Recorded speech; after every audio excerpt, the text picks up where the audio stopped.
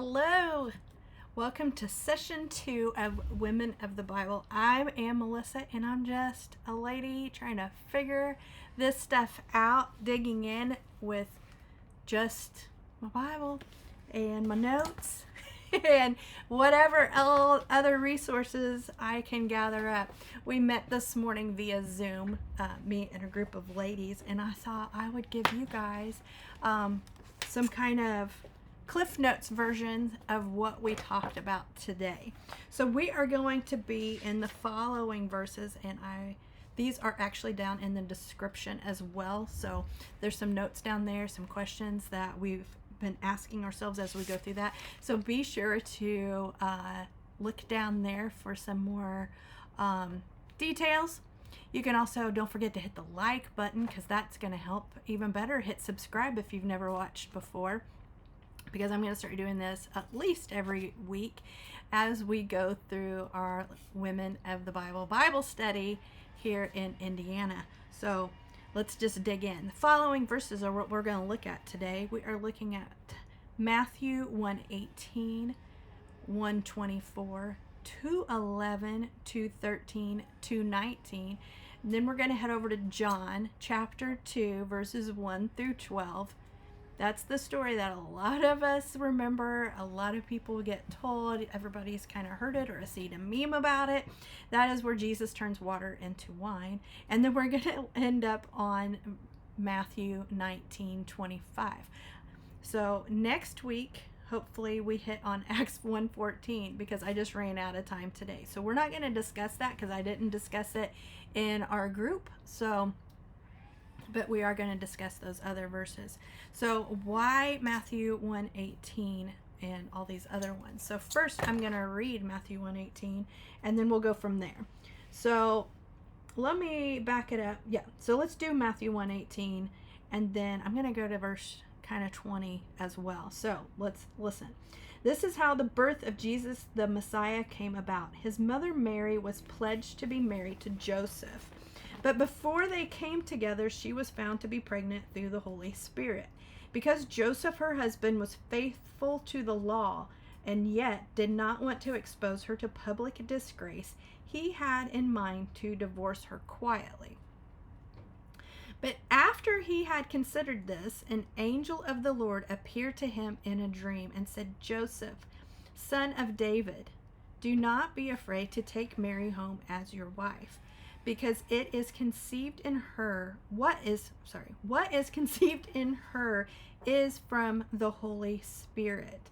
She will give birth to a son, and you are to give him the name Jesus, because he will save his people from their sins." Amen from that one, right? So let's break this down a little bit, is what we'll be doing in these sessions. Okay, so the first thing that we want to break down is, one, we know Mary was pregnant before they got married, but what does that look like?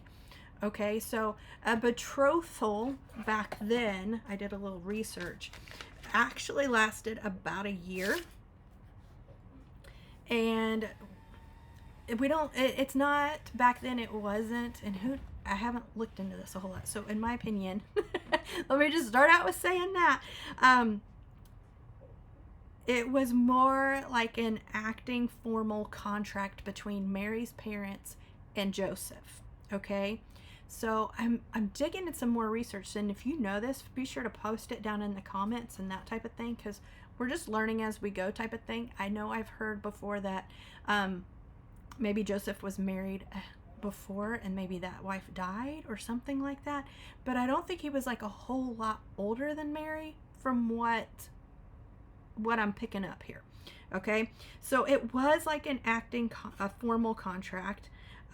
So it was definitely different than what our modern engagements are. Okay, those betrothals lasted usually a year, and it says they would have been considered husband and wife, but didn't live together and had not consummated the marriage.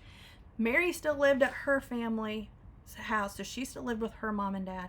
Joseph had his own place. Okay, so the binding status would require like a legal divorce, because they had in that day, that's what it looked like. So even though they weren't living together, they hadn't consummated their marriage or anything like that, that contract was still there, so to say. So that meant they would have to go through the legal process of getting a full divorce as well. Unfaithfulness during even the betrothal period was considered adultery, because in their eyes back then, they were still they were married type of thing. Okay. Mary didn't pick Joseph, like I mentioned just now. She actually didn't pick him.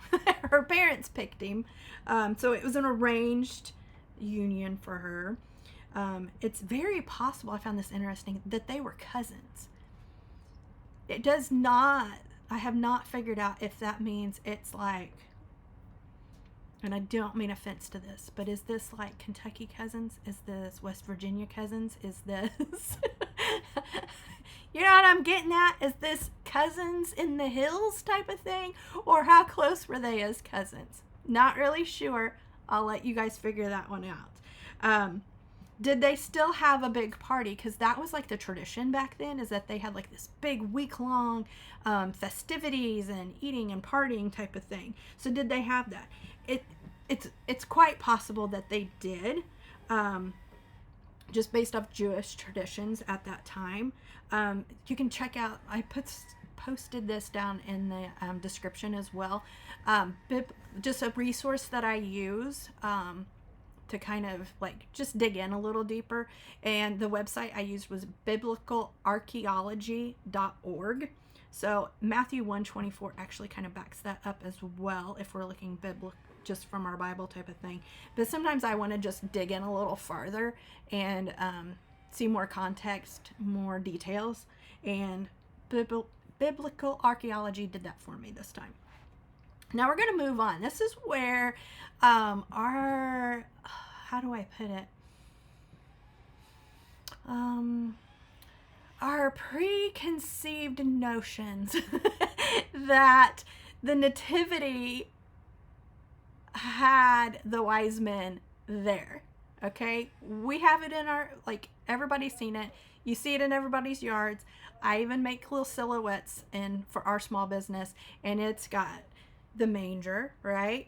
And then it's got Mary, Joseph, 3 wise men, usually sheep, shepherds. Sorry, I should shut that off. You can hear, I'm getting text messages. Let me mute that one. So yeah, you see if it'll let me mute it. Yeah. Just gonna mute it. So you hear, I'm on that path right now. So we've always seen that the 3 wise men are there, right? They weren't. Okay, and here's, everybody's like, wait, what? What do you mean they weren't there? Like, yes, they were. They weren't. And this is where I can prove that they weren't, okay? So if you jump over to Matthew, these are my notes, by the way. Matthew 2:11. Sorry, I've got all kinds of noise going today because they are out getting ready to trim some trees in front of our house, it looks like. Okay, so after Jesus was born, I'm at chapter 2. I'm just starting at chapter 2, and then I'm going to bounce over to 2:11, okay? After Jesus was born in Bethlehem in Judea, during the time of King Herod, Magi from the east came to Jerusalem and asked, "Who is the one who has been born King of the Jews? We saw his star when it rose and have come to worship him." So, look at that. We saw his star. So they saw his star when he was born, okay? Now, that meant they had to follow the star. Once they saw it, they started following it, right? You guys, that took months. Months, okay? So, here's where Matthew 2:11 had me going, wait, what? That's not how the story goes. So, Matthew 2:11 says, "On coming to the house, they saw the child with his mother Mary, and they bowed down and worshipped him. Then they opened their treasures and presented him with gifts of gold, frankincense, and myrrh." where was he at, you guys? Where was Jesus at when they came to worship him? In a house. Not a cave. Not a barn. Not, you see what I'm saying? He was in a house. So what does that mean? So that means, this is just based off of the commentary that my Bible has. So I have a NIV study Bible is what I like to use because of the commentary. It says that Jesus was probably about 1 to 2 years old. They had stayed in Bethlehem for an extended amount of time. That's also in Luke 2:39 to kind of help back that evidence up. They brought gifts, which was kind of like Jesus's identity, which meant they were recognizing him. And this is where we're getting it. So they recognized him this way. They used gold, which equaled royalty. So they were giving him gifts of gold to recognize that, right? Frankincense was used to recognize deities. So there's that. Now here's the part that was like, I wonder if Mary was like, wait, what? Why? So the third thing is myrrh. And myrrh was used as a spice to anoint the body for burial. So do you think she was like, wait, what? What an odd gift to give a baby. And why are you giving it to my baby? Like, does that mean he's... So I have a feeling she knew that she would need that. And she would need that frankincense, right? And she would need the myrrh and all of that to... sorry, I need a drink. To do that. But do you think she was like wondering the whole time? In the back of her head, she was always counting each day as could be the last day that she had with him, because at that point he might have been like 1 to 2, like I just mentioned, years old. And yeah, I was just like, when she got that, I wonder if Mary thought, like, this is amazing. They're getting out gold and they're getting out frankincense and then myrrh. Like, I just feel like she was probably like, what are you thinking? Like, why? Okay, so that's what I had on that one. So tell me your thoughts down in the comments, what you thought, okay? And what do you think of the nativity scene now? You'll never look at it the same way again. I know after I learned that, and after I saw that verse, I was like, wait, I'm a very literal, I believe what is in the Bible is literal. That if it's in there, it meant it. That type of thing. So I'm just like, where did we go wrong? Like, why did we add them in to the nativity scene when they weren't really there, type of thing? Like, why didn't it get skipped? Or what, like, again, why are they there? I guess it was just to show that they saw his, that he was God in the flesh. I think that's why we still put them into the nativity scene, is to show that they came to worship him as well. They were just a little late to the game. Let's skip over to Matthew 2:13. Matthew 2:13 says, when they had gone, now this is an escape to Egypt is what the title of my Bible has it. When they had gone, an angel of the Lord appeared to Joseph in a dream. Get up, he said, take the child and his mother and escape to Egypt. Stay there until I tell you, for Herod is going to search for the child to kill him. So I'm thinking, again, this is all just speculative in my opinion type of stuff, that Mary was already, so this is move number 2 technically. Move number 1, yeah, was them going to Bethlehem, right? When she was pregnant, miserable, on a donkey, okay? So that was move number 1. Move number 2, Jesus about 1 to 2 years old is what we're guessing, right? And now Joseph is saying, hey, Mary, the angel told me we got to go. We need to pack up what we can and we got to go because they're after Jesus. And Herod's on a vengeance with this, okay? So what, like, I can just imagine as a mom, I'd be like, are you kidding me? He's finally on a schedule. We are good. We're finally starting to kind of sleep through the night. What do you mean we got to move again? No, like, no, I don't think that's a good idea. Tell the angel I said no. Tell him we're waiting till he's at least 10 or something of that sort, is what I picture in my head, I think, as a thought that could have gone through Mary's head as well. But it's not done there yet, you guys. So they were in Egypt, and then if you skip over shortly to verse 219, it says, after Herod died, this is again Matthew 2:19. After Herod died, an angel of the Lord appeared in a dream to Joseph when they were in Egypt. So they went to Bethlehem, right? And then Bethlehem to Egypt. Now they're getting ready to move from Egypt to Nazareth. Okay? So I don't know.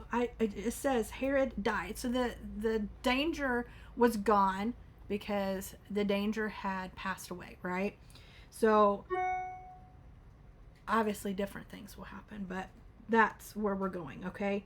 So it says, get up and take the child and his mother and go to the land of Israel, for those who were trying to take the child's life are no more. So I thought, man, three times? Let's see. I don't know. I'm almost thinking, it doesn't really say how old Jesus was on the second time. I'm almost kind of like, in my head, and again, I haven't seen this anywhere. It's just one of those things I'm just thinking in my head, that what if he was like 5 or so? I'm sure once we keep going and learning about this story and where Mary was at, that we'll be able to piece together where Jesus was and how old he was and stuff like that. But I'm just looking at this from a woman's standpoint that has moved a lot in her life with little kids. And I literally got to the point when I was packing things from personal experience, that I got to the point where I just wanted to get rid of everything and just hardly take just the necessities. So and I say that because my girls' dad at the time was military, so it seemed like we were always moving. Plus there was other circumstances that were not military related that we just have moved a lot. We were like nomads type of thing. It wasn't a lot of stability, that type of thing, and I do think that affected my girls as they were growing up. So I don't know, I look at it as that way type of thing, that Mary's just wanting to look out for the best for her kid, and she is not one. I can't imagine that she was like, oh, okay, that sounds like a great adventure. Let's pack him up and go. I just don't see that happening. So yeah, think about that. Like, how would you feel if you're, like, one, I love that going back, because it keeps saying the angel of the Lord, right? I love going back, if we go back to that God sent the angel to talk to Joseph all these times, because if Mary had gone to Joseph on her own, I think the story would be a little different. I don't think they would have stayed together. I think he would have said, you're lying. I don't believe this. No, not happening. So I love that God had gave some backing to Mary, and he knew that Joseph would listen to him that way. And I don't know, I just love that. I can imagine that probably helped Mary be like, oh, thank goodness. Like, I wasn't, like, I don't know how else to tell you this, but, and then the angel came. I love that love story right there. How she was like, God was showing, I love you, even through this whole situation. He was like, I have got you. I will back you up. It will be okay. And I love that. I hope that we all remember that that's where he's at. You know, like, sometimes we worry about the silliest things, and it's okay. God, if it's what God wants to happen, it's going to happen, and we just got to rely on him to back us up sometimes. So, sorry, that was just a little side note. So let's go now to John 2, verses 1 through 12. This is where I had this marked. Let's see where it's at. Nope, that's the other one. Okay, there it is. So John 2, verses 1 through 12. I'm going to read these, and then I'm going to, like, kind of interrupt it every once in a while to give, like, my background, my little backstory to it. On the third day of a wedding, on the third day, a wedding took place in Cana in Galilee. Now, third day. Remember I said that wedding celebrations kind of lasted like a week? So this is the third day, okay? On the third day, a wedding took place. So that was the actual ceremony part. Took place. Jesus' mother was there, and Jesus and his disciples had also been invited to the wedding. Now, I'm going to pause right there. Mary was invited. We know Jesus was invited. Now, did Jesus bring along the disciples, or did the invitation actually said, hey, Jesus, +1? But he put down like +10. You know what I mean? So hold that thought in the back of your head as I go on. When the wine was gone, Jesus' mother said to him, they have no more wine. And she's just telling him. She's not asking him anything. She's telling him they don't have no more wine, right? And he says, woman, why do you involve me? My hour has not yet come. Now, notice she didn't say nothing about his hour coming. She only said, there's no more wine, okay?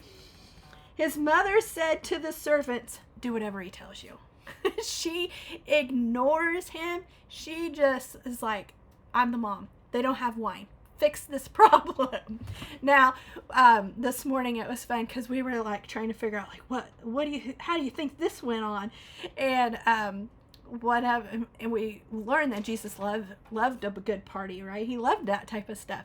So one of the girls in the group says that she probably thought, well, he's gone all the time, so he can just she probably knew exactly where he needed to go, to get wine. Because Mary was not implying he needed to turn water into wine. She only said, they're out, okay? And she just looks past him. She ignores his sass a little bit and says, do whatever he tells you to do. So it says, nearby stood 6 stone water jars, the kind used by Jews for ceremonial washing. Now, those are real tall, real big, okay? Each holding from 20 to 30 gallons. You guys, have you ever carried a 5-gallon bucket of water? I have, okay? Now, 5 gallons, that's hard to carry sometimes, especially not sloshing it out when you're walking to the barn or watering your flowers or whatever you've got to do to carry a 5-gallon bucket of water, okay? These were 20 to 30 gallon clay jars. And I can't imagine how big that was. Like, whoa, right? Jesus said to the servants, fill the jars with water. So they filled them to the brim. Now, was there a hose? There probably wasn't a hose, right?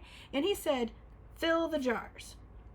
So did they take the jar somewhere? I can't imagine so. In my head, I am picturing them, because the jars were probably heavy, even empty, right? I imagine them going constantly back and forth to this well that could have even been like a couple miles away. So like maybe they had this water train going back and forth type of thing, right? So they filled the jars to the brim. That was 6 jars, 20 to 30 gallons a piece. That's a lot, right? Fill the jars with water. So they filled them to the brim. Then he told him, now draw some out and take it to the master of the banquet. Master of the banquet typically is one of the parents, okay? They did so, and the master of the banquet tasted the water that had been turned into wine. He didn't realize where it had come from, though the servants who had drawn the water knew. Now I'm going to pause there. So imagine you're a servant, and there's 2 of you, right? You've taken this goblet of wine, right? To the master of ceremonies and type of thing, and they're both looking at each other like, it's just water. Like, what is he going to do? He is going to kill us. Like, he is just going to, no, he is not going to be happy with this. So then he drinks it. And you imagine, they're just looking at each other going, what do you think? What do you think? Right? And so then it says, they did so, and the master of the banquet tasted the water that had been turned into wine. He didn't realize where it had come from. Servants knew.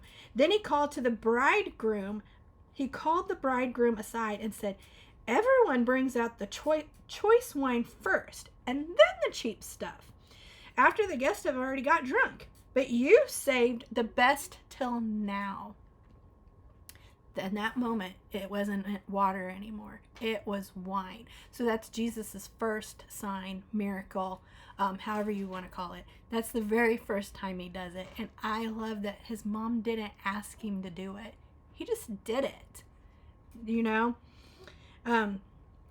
So that's the next verse says that's what he was signed, through which he revealed his glory, and his disciples believed in him. So that means, and I find that interesting because they believed in him in that moment, but that means they didn't believe in him prior to that. So they were just going with the flow and just hoping they would see a miracle at that point. I don't know. I found that, like, that's where my head goes, you guys. After this, he went down to Capernaum with his mother and brothers and his disciples, and they stayed there for a few days. I love that the Bible just tells us all these little details. There's some details it leaves out. It lets us leave things to the imagination, like how we could picture this scene going down. So, I don't know. I just found that I love that whole thing. I love looking at this from a mom's perspective, where she is just like, I didn't ask.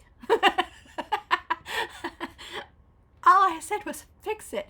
In her head, she could have been thinking, I don't care where you get the wine from. Go start asking people if they've got wine and start dumping, see who will pitch in and fill some more up to this. I don't care how much you get. Just get some more type of thing. So imagine here too that what I brought up earlier was Jesus hung out with all kinds of people, right? Worst of the worst, good people. Some people, you can be a good person and do bad stuff. I tell my kid that all the time. It's just a matter of the choices that we make, right? But I'm almost thinking like she's looking at him, looking at this Mod Podge of friends he has, and she might be thinking, Jesus, one of them has access to wine. At least one of these friends knows a bar here in town and can go get wine. I don't even think she cared how she got it.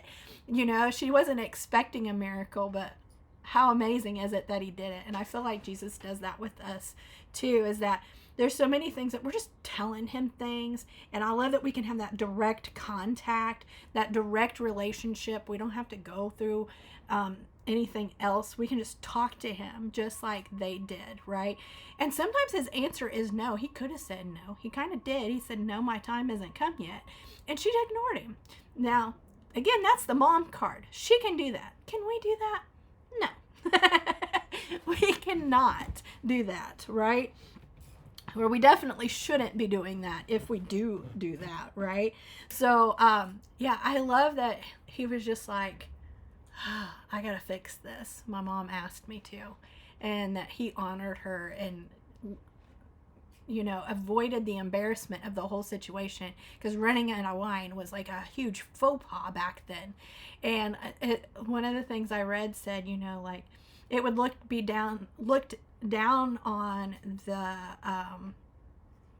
the couple if it wasn't planned that they had enough wine for all the people they had invited. And then I was like, what if they did invite all those people? What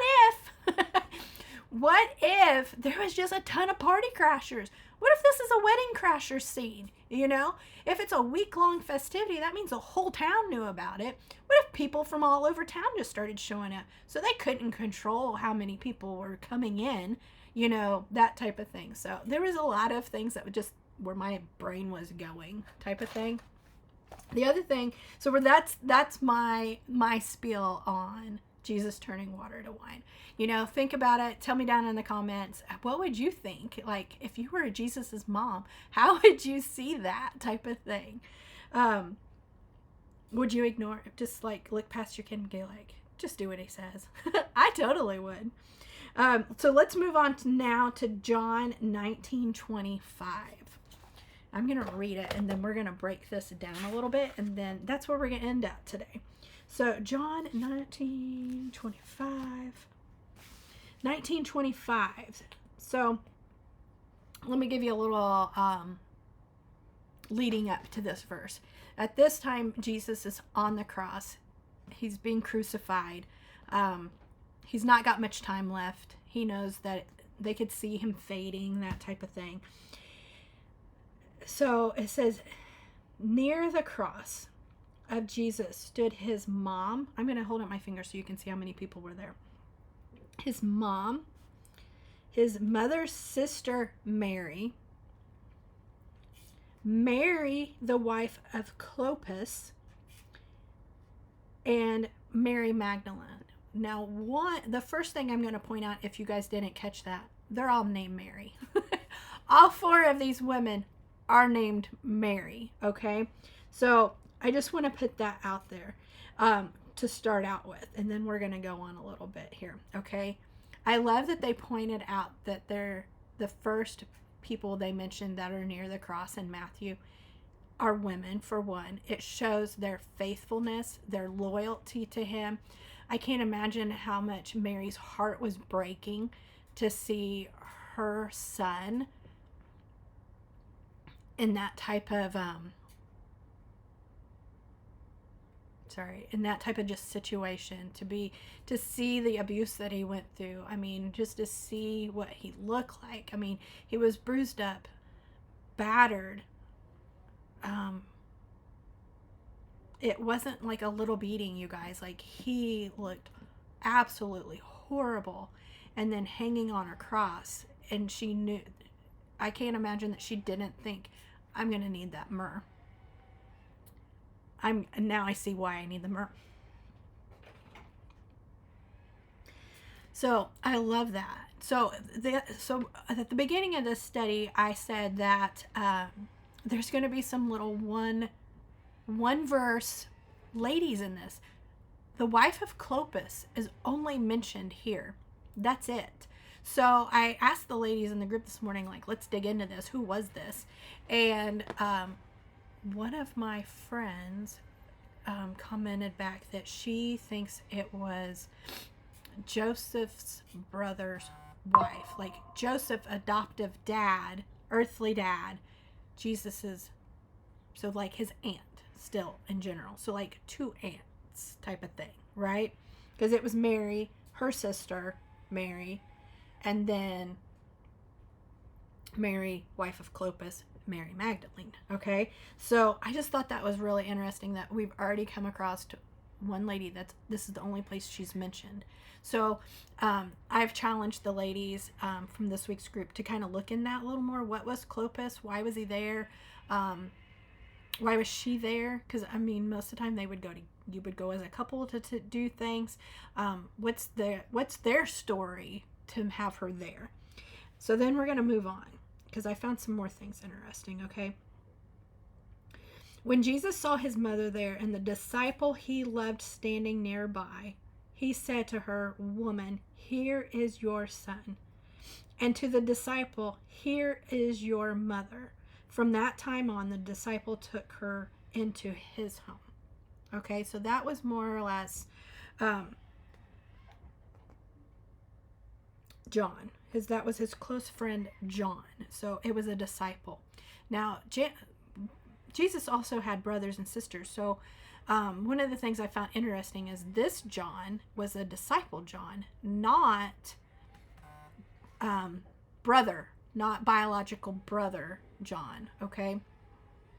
And he asked John to take care of his mom, because if she didn't have any husband and anyone, male figure, to help take care of her, she wouldn't survive. So I love that Jesus created that first spiritual family bond right there. He was still working on the cross, and I love that. I heard a thing on the radio this week that when I saw the was reading this story again. It's amazing how God just puts other little pieces in your life to help you glue things together, right? And little puzzle pieces. You're like, oh, that fits here, type of thing. And it kind of happened this week when I was listening to the radio. She said, the DJ on there says, when people pass away, back in our day, I'm a Gen Xer. When that happened, everybody went to that widower's house with a casserole.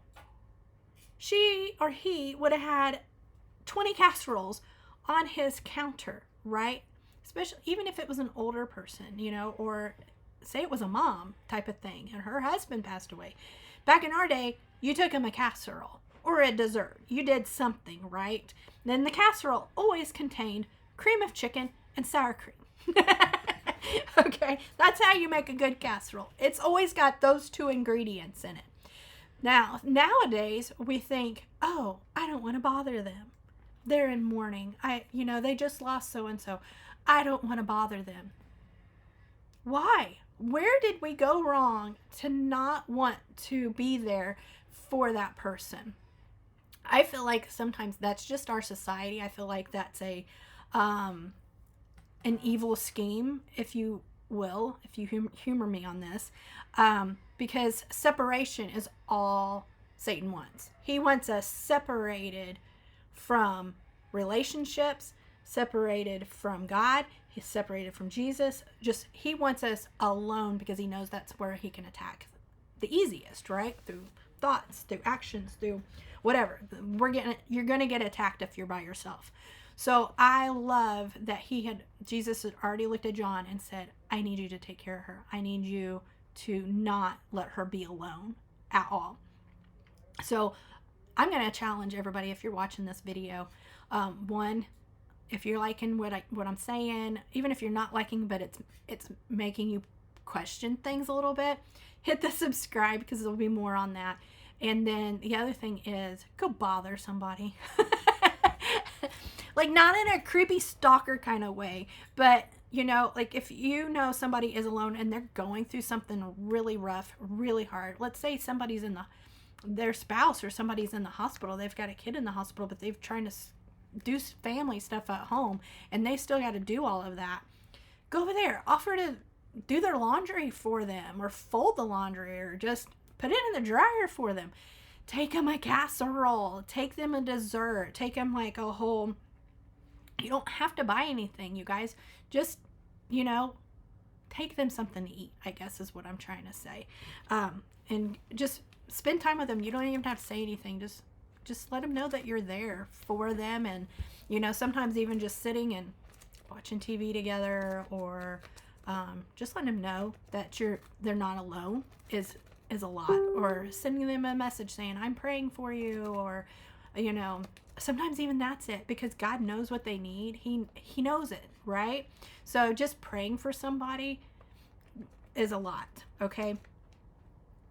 So the other thing I want to touch on, and we're going to dig in this a little bit more in the next session, is Jesus may have had 6 siblings, 4 brothers and 2 sisters, which you don't hear a lot about that either, because the sisters are not named in the Bible. I found that interesting, and I also found it kind of weird that they're not mentioned in the Bible at all. Like, what did they do? But I also loved looking at it as Mary has gone through all of it. She saw what teenage boys do. She saw what teenage girls do. So if we look at her from just a general mom perspective, she's been through it all, right? So the place that I found that is Matthew 13:55 through 56, and Mark 6:3 is where I saw siblings mentioned, okay? The other resource I'm going to give you here at the very end as we close out this video is gotquestions.org. I found as I was doing some research that it was really just a helpful resource for me. Now, again, it's just my opinion. You can do your own research on this, find out information on your own. But for me, I found it really helpful. So go check that out. Hey guys, I'm going to end this, and if you've got questions, you've got prayer requests or something like that, you can email me at Melissa Mahin, MAHIN 2, and the number 2 at gmail.com.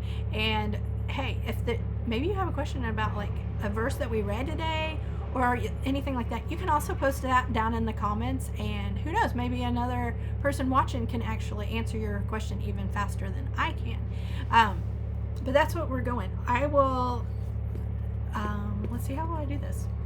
Last week I already had, so usually what we do is we meet once a week and we'll go from there. And then so next week I'll start out with just our verses. We'll dig in and we'll look at things step by step. I love looking up the definition of words. I hated vocabulary in school, but I'm finding as an adult, I really do like seeing and remembering what I would do to help remember the definition of words, because I would look up the definition and then put the definition in place of that big long word that I didn't know. So there will be days that we do that as well. So just to give you a heads up of what to look forward to as well. And hopefully next week they won't be outside my door trying to mulch up trees and cut them down. Okay. Again, I hope you guys have a great week. Some of my favorite verses are 1 John 4, 9 through 10. And my short version of that is "You are so loved." Go check it out if you want to see the whole thing. And I will see you guys next week. Don't forget to hit subscribe and like this video so you can get alerted the next time I post the next one. I'll see you guys. Bye.